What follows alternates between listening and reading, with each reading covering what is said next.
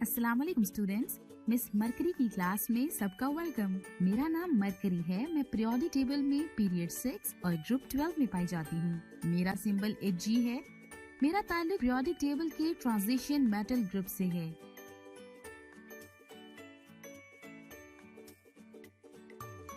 आइए बढ़ते हैं अपने टॉपिक की जानिब।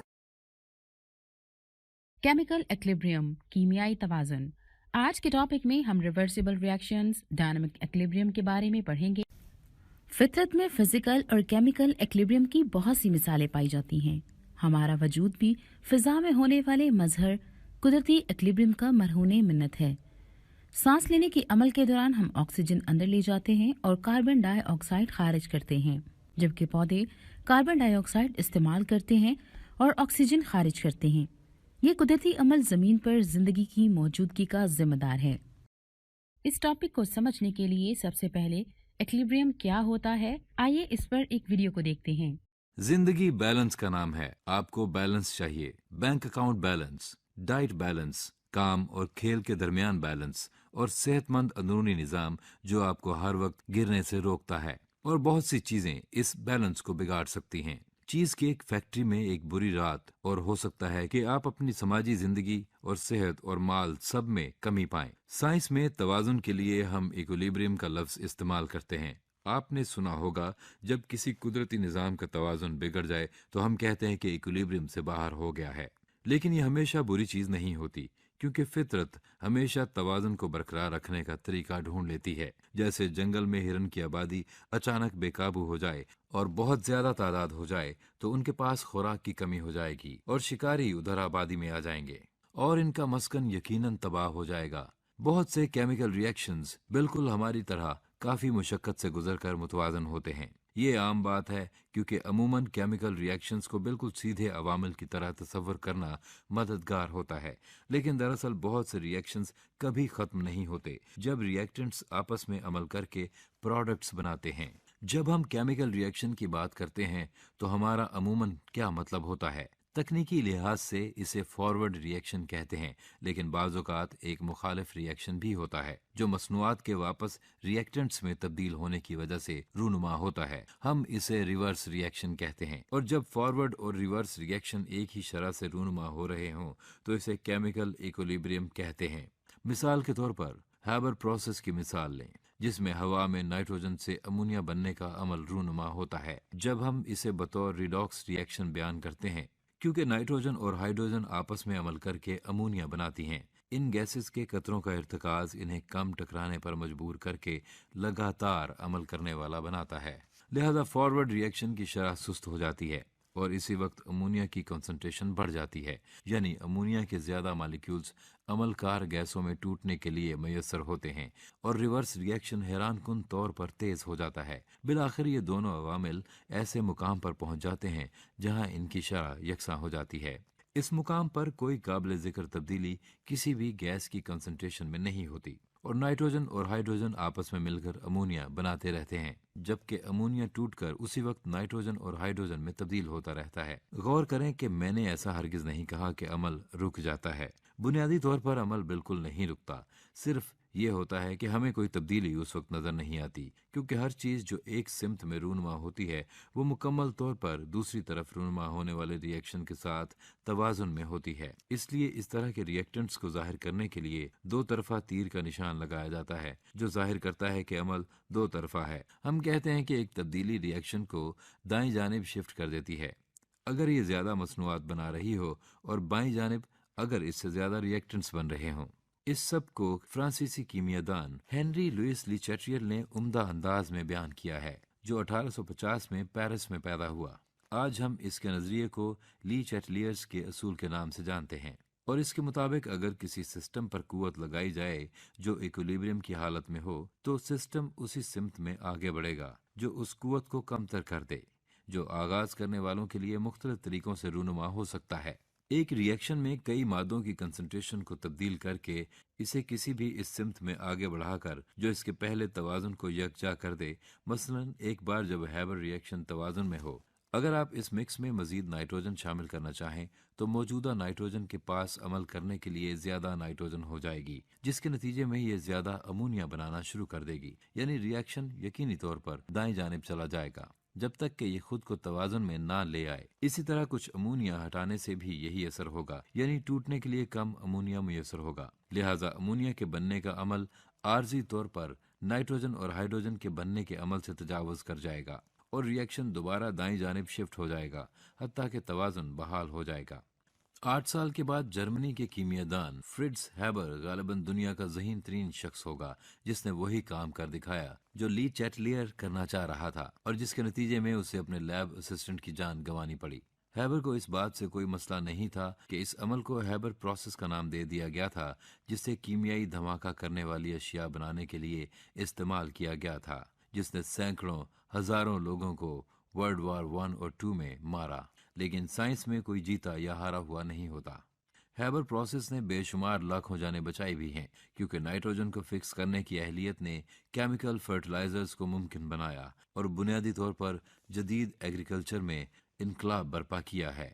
یہاں پریشر کو زیر غور رکھنا بھی ضروری ہے۔ جب آپ ہیبر پروسیس کی مساوات کو دیکھتے ہیں، مثلاً آپ دیکھ سکتے ہیں کہ گیس کے 4 مول گیس کے 2 مول بنا رہے ہیں، لہذا فارورڈ ری ایکشن والیوم کو کم کر دیتا ہے جبکہ ریورس ری ایکشن اسے بڑھا دیتا ہے۔ یہاں یہ بات اہم ہے کہ پریشر زیادہ والیوم والے ری ایکٹنٹس پر زیادہ سٹریس ڈالے گا بنسبت کم والیوم والی پروڈکٹس پر، لہذا ری ایکشن دائیں طرف شفٹ ہو جائے گا، جس کے نتیجے میں زیادہ امونیا پیدا ہوگا۔ جس قدر وہ کم پریشر پر ہوتا ہے، بلا شبہ انڈسٹریل ہیبر پروسیس نے یہ کر دکھایا۔ پریشر کے 200 ایٹماسفیئر پریشر کو کم کر کے اسی دوران الٹا اثر ہوگا اور ری ایکشن اس سمت میں رونما ہوگا جو پریشر کو واپس وہاں لے آئے گا جس مقام پر وہ پہلے تھا۔ اس ویڈیو کو دیکھنے کے بعد آپ سب کو ایکلیبریم کے بارے میں اچھی معلومات حاصل ہو گئی ہوں گی۔ ایک کیمیکل ری ایکشن میں جو اشیاء آپس میں ری ایکٹ کرتی ہیں انہیں ری ایکٹنٹس کہتے ہیں، اور اس کے نتیجے میں بننے والی اشیاء پروڈکٹس کہلاتی ہیں۔ مثال کے طور پر جب ری ایکٹنٹس H2 اور O2 آپس میں ری ایکٹ کرتے ہیں تو پروڈکٹ H2O بناتے ہیں۔ زیادہ تر ری ایکشنز جن میں پروڈکٹس دوبارہ سے ری ایکٹنٹس بنانے کے لیے ری ایکٹ نہیں کرتے، irreversible ری ایکشنز کہلاتے ہیں۔ ان ری ایکشنز کو تکمیل شدہ مانا جاتا ہے اور انہیں ری ایکٹنٹس اور پروڈکٹس کے درمیان ایک تیر سے ظاہر کیا جاتا ہے۔ اب ہم ریورسیبل ری ایکشن پر ایک ویڈیو دیکھتے ہیں۔ جب ہم ایگ فرائی کرتے ہیں تو ناممکن ہے کہ ہم اسے دوبارہ فرائی کرنے کے بعد واپس پہلی شکل میں لا سکیں۔ بہت سے ری ایکشنز اسی انداز میں رونما ہوتے ہیں، ایک دفعہ رونما ہو جائیں تو ناقابل واپسی ہوتے ہیں۔ ایک عمدہ مثال میگنیشیم کے جلنے کی لے لیں، جو جل کر میگنیشیم آکسائڈ بناتا ہے۔ ریورسیبل ری ایکشنز وہ عوامل ہیں جن میں بنی ہوئی مصنوعات واپس اپنی اصلی حالت میں جا سکتی ہیں، اور یہ عمل کسی بھی سمت میں رونما ہو سکتا ہے۔ یہ ری ایکشن کے تیر کا نشان ہم ریورسیبلٹی کو ظاہر کرنے کے لیے استعمال کرتے ہیں۔ ریورسیبل ری ایکشن کی ایک مثال امونیم کلورائڈ کی تھرمل ڈیکمپوزیشن ہے، جس کے نتیجے میں امونیا اور ہائیڈروجن کلورائڈ بنتے ہیں۔ امونیم کلورائڈ کو ایک بوائلنگ ٹیوب میں رکھیں اور برنر استعمال کرتے ہوئے اسے گرم کریں۔ اس بات کا دھیان رہے کہ یہ عمل فیوم کپ بورڈ میں رونما ہوا ہے، کیونکہ امونیا اور ہائیڈروجن کلورائڈ دونوں ہی کروسیو گیسز ہیں۔ اگر ہم سرخ لٹمس پیپر کو بوائلنگ ٹیوب کے منہ پر رکھیں تو یہ نیلا ہو جائے گا، جو کہ امونیا کی موجودگی کی تصدیق کرتا ہے۔ جب نیلا لٹمس پیپر سرخ ہو جائے تو یہ ہائیڈروجن کلورائڈ کی موجودگی کی تصدیق کرتا ہے۔ بوائلنگ ٹیوب کو آگ پر سے ہٹا دیں اور ٹھنڈا ہونے دیں۔ ٹیوب کے منہ کے قریب نظر ڈالیں تو آپ کو سفید کرسٹلز نظر آئیں گی۔ یہ امونیم کلورائڈ کے کرسٹلز ہیں۔ یہاں کیا واقع ہوا ہے؟ یہاں امونیم کلورائڈ نے تھرملی ڈیکمپوز ہو کر امونیا اور ہائیڈروجن کلورائڈ بنائے ہیں۔ بنے ہوئے امونیا اور ہائیڈروجن کلورائڈ نے آپس میں عمل کر کے امونیم کلورائڈ بنایا ہے، لہٰذا یہ ایک ریورسیبل ری ایکشن ہے۔ امونیم کلورائڈ کی تھرمل ڈیکمپوزیشن کو بعض اوقات سبلیمیشن کا رد عمل کیوں کہا جاتا ہے؟ ویڈیو کو روک کر برائے مہربانی اس پر غور فرمائیں، اور جب غور کر چکے تو ویڈیو کو دوبارہ سے پلے کر لیں۔ یہاں آپ کو اس بات کا اشارہ ملتا ہے کہ حالتوں کی تبدیلی کے بارے میں غور کریں کہ حالت کی تبدیلی کے دوران مادہ کو کیا ہوتا ہے۔ جب کوئی مادہ ٹھوس حالت سے گیسی حالت میں جاتا ہے تو یہ کہا جاتا ہے کہ یہ سب لائم ہو گیا ہے۔ حالت کی یہ تبدیلی کوئی رد عمل نہیں ہے کیونکہ مادہ بذات خود تبدیل نہیں ہوا۔ ہماری مثال میں ٹھوس امونیم کلورائڈ گیسی امونیم کلورائڈ نہیں بناتا، بلکہ حرارت کے زیر اثر یہ ڈیکمپوز ہو کر امونیا اور ہائیڈروجن کلورائڈ بناتا ہے، لہٰذا یہ سبلیمیشن کا عمل نہیں ہے۔ ریورسیبل ریاکشن کو جاننے کے بعد اب ہم ڈائنامک ایکولیبریم کیا ہے اس کو سمجھنے کے لیے ایک اور ویڈیو دیکھتے ہیں۔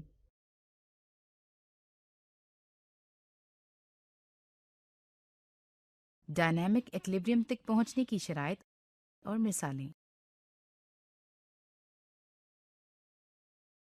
تصور کریں کہ آپ ایک گڑھا کھود رہے ہیں، اور تصور کریں کہ جب آپ کھود رہے ہوں اور آپ کا دوست اس کو دوبارہ بھرتا جا رہا ہو۔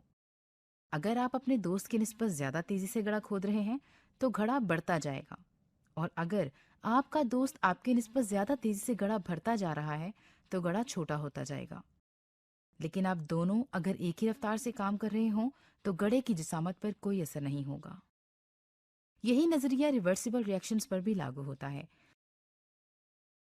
اگر فارورڈ ریئیکشن کے ریئیکٹنٹ سے پروڈکٹس کی شرح یکساں ہے بانسبت پروڈکٹ سے ریئیکٹنٹس کی ریورس ریئیکشن میں شرح کے، تو یہ متوازن حالت ہے جسے ڈائنامک ایکولیبریم کہتے ہیں۔ کیونکہ دونوں عوامل بیک وقت رونما ہو رہے ہیں اگرچہ کوئی مشاہداتی تبدیلی نہ ہو۔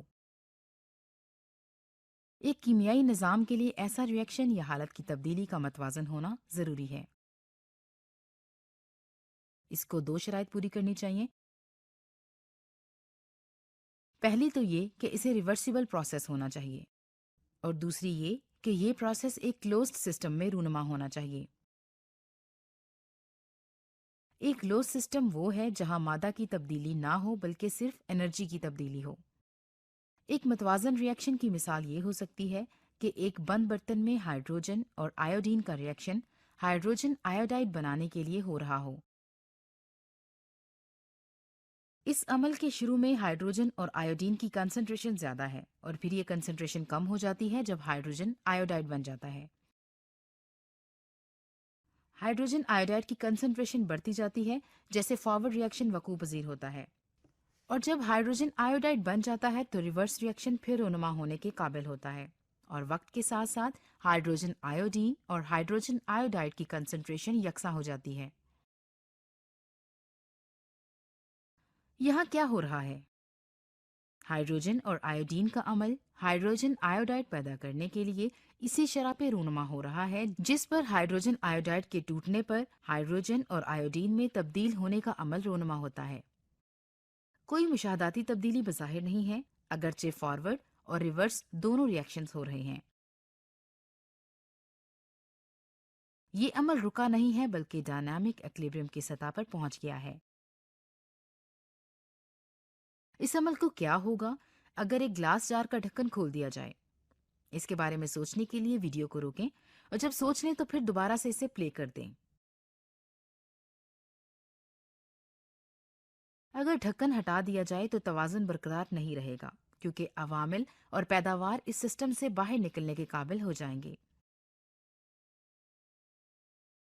مائع حالت میں برومین کمرے کے ٹیمپریچر پر گیشیس برومین کے لیے توازن قائم کرتی ہے۔ یاد رکھیں کہ یہ کوئی ریئیکشن نہیں ہے بلکہ ایک حالت کی تبدیلی ہے۔ حالت کی تبدیلی درست حالات کے ماتحت توازن کی حالت میں جا سکتی ہے، جیسے کہ مائع برومین بخارات بن کر گیشیس برومین میں تبدیل ہوتی ہے اور فریز ہو جاتی ہے۔ چونکہ یہ دونوں عوامل ایک ہی شرح کے لحاظ سے بیک وقت رونما ہوتے ہیں، کوئی نظر آنے والی تبدیلی تو رونما نہیں ہوتی، لیکن سسٹم در حقیقت ڈائنامک توازن میں آ جاتا ہے۔ خلاصہ یہ ہے کہ ایک کیمیائی سسٹم اس وقت متوازن ہوتا ہے جب فارورڈ ریئیکشن کی شرح ریورس ریئیکشن کے یکساں ہو۔ کوئی مشاہداتی تبدیلی بظاہر رونما نہیں ہوتی، لیکن ریئیکشن دونوں اطراف میں رونما ہو رہا ہوتا ہے، لہٰذا اسے ڈائنامک ایکولیبریم کہتے ہیں۔ امید ہے کہ آج کی تمام ویڈیو کو دیکھنے کے بعد آپ سب reversible reactions and dynamic equilibrium کے بارے میں اچھے سے مفید معلومات حاصل کر چکے ہوں گے۔ اب ہم اسی ٹاپک سے متعلق ایجوکیشن گیم یا سیمولیشن دیکھتے ہیں۔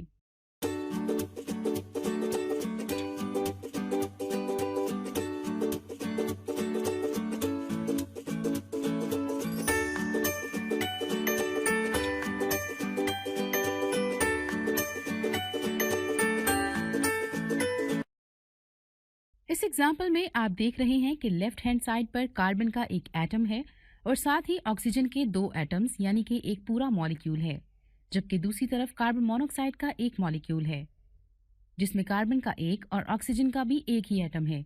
अब इसको बैलेंस करने के लिए डिफरेंट नंबर्स यूज करते हैं। जैसे ही हमने लेफ्ट हैंड साइड पर कार्बन और राइट हैंड साइड पर कार्बन मोनोऑक्साइड के दो एटम्स लिए, उसी वक्त हमारी इक्वेशन बैलेंस हो गई। इसी तरह आप बाकी केमिकल इक्वेशंस को बैलेंस कर सकते हैं।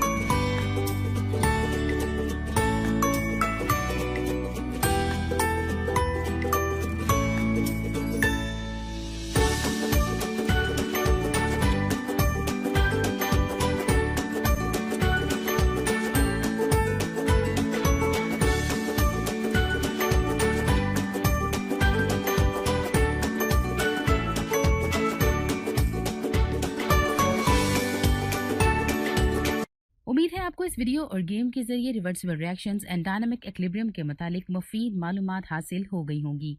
आइए अब हम कुछ सवालात के जवाब सोचते हैं।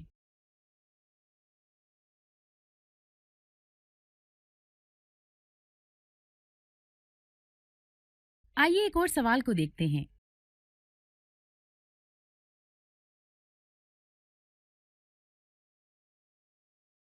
उम्मीद है आज के इस लेक्चर में आपको सबक को समझने में काफी मदद मिली होगी। अपने नेक्स्ट लेक्चर में हम इस चैप्टर के बाकी तमाम टॉपिक्स को देखेंगे। तब तक के लिए अपना बहुत ख्याल रखिएगा और अपने घरों में महफूज रहिएगा। अल्लाह हाफिज।